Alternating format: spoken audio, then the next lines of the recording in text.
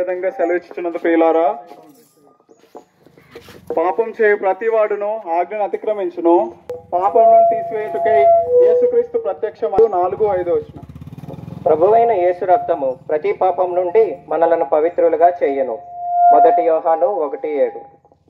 పాపులను రక్షించుటకు అనుగ్రహించి వెళ్ళుచున్నాను, నా శాంతినే మీకు అనుగ్రహించుచున్నాను, లోకం ఇచ్చినట్లుగా నేను మీకు అనుగ్రహించుట లేదు. యోహాను 14:27.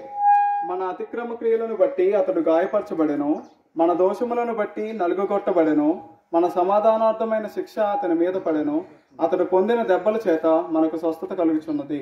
యెషయా 53:5. యేసు చెప్పాను, పునరుత్థానమును జీవమును నేనే, నా యందు విశ్వాసం ఉంచువాడు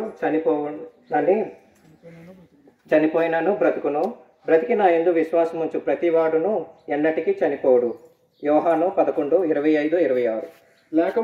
లేఖనముల ప్రకారము క్రీస్తు మన పాపముల నిమిత్తము మృతి పొందెను, సమాధి చేయబడెను, లేఖనముల ప్రకారము 3వ దినమున లేపబడెను.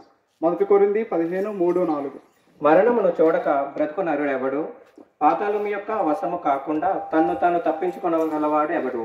కీర్తనలు 89:48.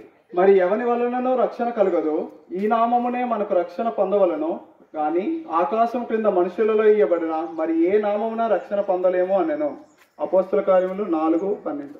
మనుషులు ఒక్కసారే మృతి పొందవలెనని ఆ తర్వాత తీర్పు జరుగును. హెబ్రీ 9:27.